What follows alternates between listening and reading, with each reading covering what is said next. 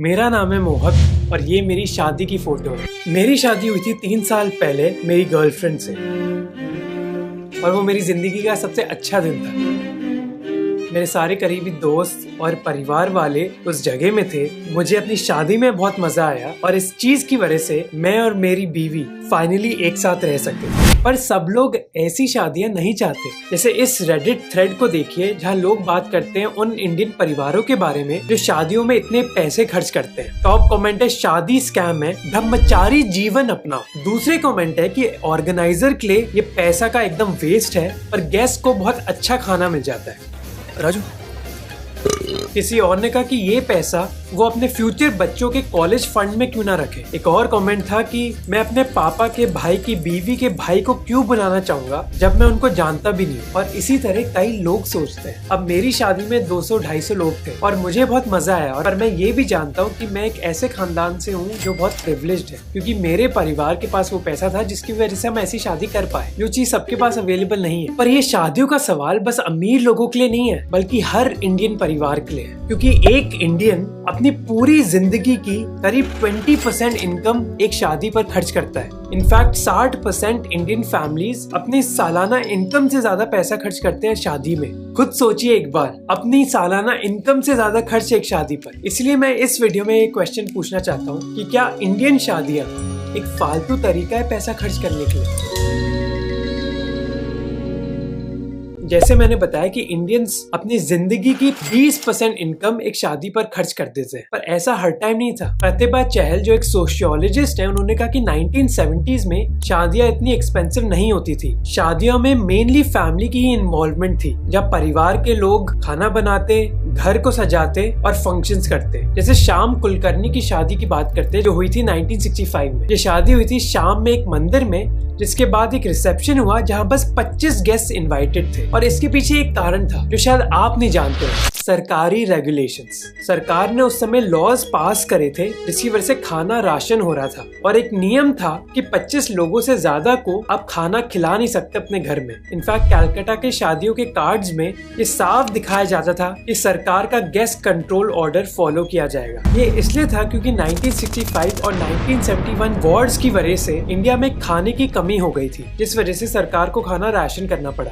पर green revolution की वजह से ये चीज सॉल्व हो गई और 21वीं सदी में आते आते शादियां बहुत एक्सपेंसिव होने लग गई। तो ऐसा क्यों था? इसके 3 कारण थे। पहला बहुत ऑब्वियस है कि इंडिया और अमीर हो गया। 1970s में इंडियन इकोनॉमी बहुत सेंट्रलाइज और रेगुलेटेड थी। जैसे इन्फोसिस के नारायण मूर्ति ने एक बार बताया था कि उनको अमेरिका से कंप्यूटर इम्पोर्ट करने के लिए 3 साल लगे थे और 50 बार उनको सरकारी दफ्तरों में जाना पड़ा था, जिसका मतलब था कि एक बिजनेस स्टार्ट करना और पैसे कमाना इतना आसान नहीं था इंडिया में। ये सब चेंज हुआ 1991 के बाद, जब इंडियन इकोनॉमी लिबरलाइज कर दी गई। जब लोगों के पास पैसा आ गया, लोग अमीर होने लग गए और वो ये पैसा अपनी शादियों में खर्च करने लग गए। दूसरा कारण था बॉलीवुड। 1990s में कई मूवीज आई जहाँ शादियों को एक बड़े तरीके से दिखाया जाता था, जैसे हम आपके कौन हो या फिर दिलवाले दुल्हनिया ले जाएंगे। और फिर हम जानती है कि मूवीज का कितना बड़ा इम्पैक्ट पड़ता है हमारे समाज पर मूवीज ही नहीं, फिल्म स्टार्स की असली शादियों का भी एक बड़ा इम्पैक्ट पड़ा। चाहे प्रियंका चोपड़ा की शादी हो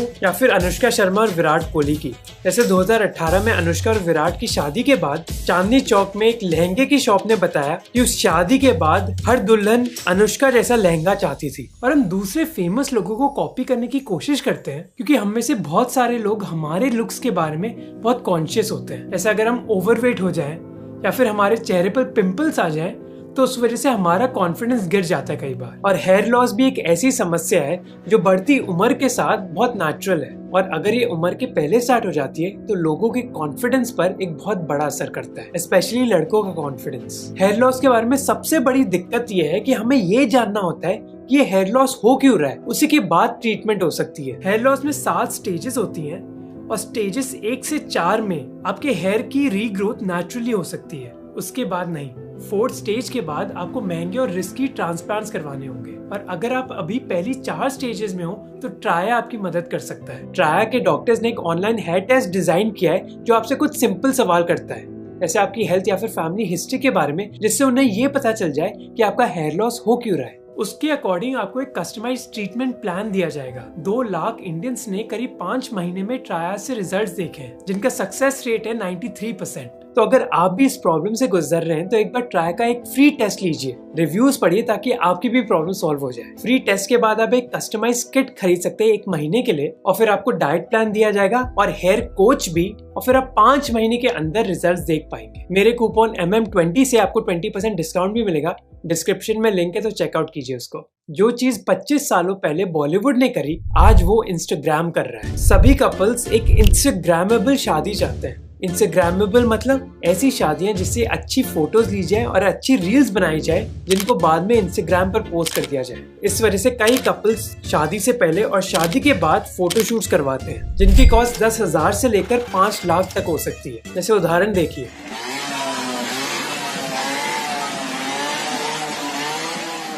और ये सच है, सोसाइटी हमारे बारे में क्या सोचती है उसी हिसाब से हम अपने बारे में सोचने लग जाते हैं। तो अब हमें पता है कि शादियों में हम इतना पैसा खर्च क्यों करते हैं, पर सवाल यह है कि हमें इस चीज से कोई प्रॉब्लम क्यों नहीं है। क्यों हम अपनी जिंदगी की 20% इनकम एक शादी पर लगा देते हैं। इसके पीछे कारण है सोशल स्टेटस, क्योंकि शादियां एक जरिया है ये दिखाने के लिए कि हमारा समाज में स्टेटस है क्या। जितना पैसा खर्च किया जाएगा उतना ही ऊंचा हमारा सोशल स्टेटस हो सकता है। जैसा खाना गेस्ट को मिलता है, जिस होटल में शादी हो रही है, दूल्हा दुल्हन ने कौन से कपड़े पहने, या फिर खाना उनको किस तरीके से दिया जा रहा है, ये सब मायने रखता है अपने सोशल स्टेटस के लिए। और इस सोशल स्टेटस के लिए कुछ लोग बहुत अतरंगी चीजें करते हैं। पंजाब के जालंधर में एक हाई प्रोफाइल शादी हुई, जहाँ दूल्हा ब्याह ने हेलीकॉप्टर पे सवार होकर आया और शादी के बाद उसी हेलीकॉप्टर से दुल्हन की विदाई हुई। अब आप कहोगे कि लोग कितने अजीब हैं यार, अपने सोशल स्टेटस के लिए इतना पैसा खर्च कर रहे हैं। पर समाज में सोशल स्टेटस बहुत जरूरी है। यही सोशल स्टेटस डिसाइड करता है कि आपके दोस्त कौन होंगे, या फिर जब आपको सरकार से मदद चाहिए तो वो आपको मिलेगी या फिर नहीं मिलेगी। जैसे मान लीजिए कि एक लड़की ऐसे लड़के से शादी कर रही है जो उनके गाँव से नहीं है। अब एक बड़ी शादी करना एक तरीका है लड़की के परिवार के लिए, लड़के के परिवार और उनके गाँव वालों को इम्प्रेस करने का, ताकि उनके समाज में